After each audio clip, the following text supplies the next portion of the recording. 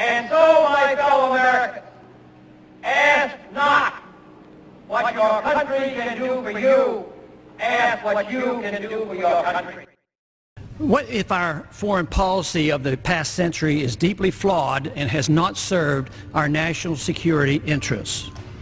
What if we wake up one day and realize that the terrorist threat is a predictable consequence of our meddling in the affairs of others and has nothing to do with us being free and prosperous? What if propping up repressive regimes in the Middle East endangers both the United States and Israel? What if occupying countries like Iraq and Afghanistan and bombing Pakistan is directly related to the hatred directed toward us?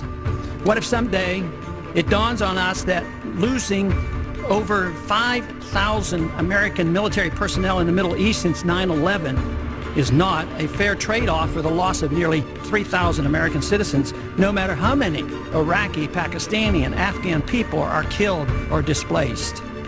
What if we finally decide that torture, even if called enhanced interrogation technique, is self-destructive and produces no useful information, and that contracting it out to a third world nation is just as evil? What if it is finally realized that war and military spending is always destructive to the economy?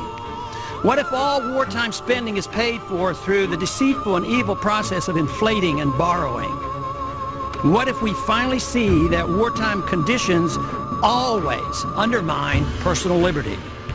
What if conservatives who preach small government wake up and realize that our interventionist foreign policy provides the greatest incentive to expand the government?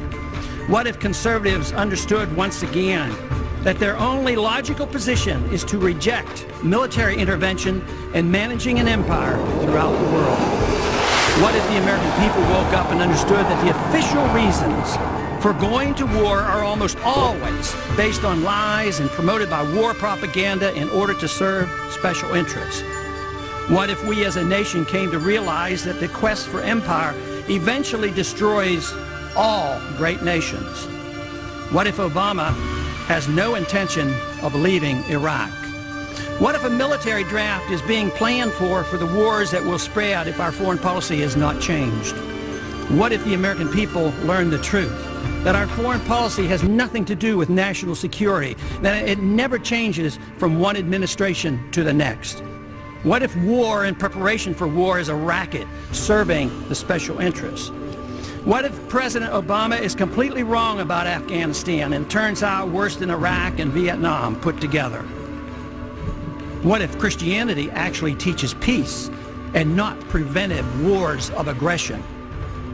What if diplomacy is found to be superior to bombs and bribes in protecting America? What happens if my concerns are completely unfounded?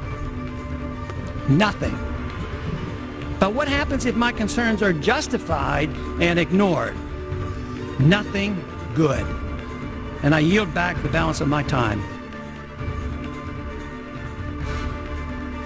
Starved for the truth. And when you have a dictatorship or an authoritarian government, truth becomes treasonous. And this is what they do. If you are a whistleblower, or if you're trying to tell the American people that our country is destroying our rule of law and destroying our Constitution, they turn it on and they say, oh, you're committing treason. So this is a big problem.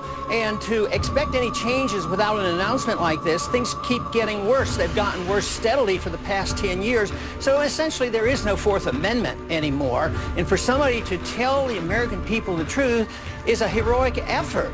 And he knows that it's very risky. He knows he's committing, civil disobedience, and he knows that he could get punished. But he believes, very sincerely, I'm sure, I've never met the man, but he believes very seriously that what our government is doing to us is so serious that somebody has to speak out.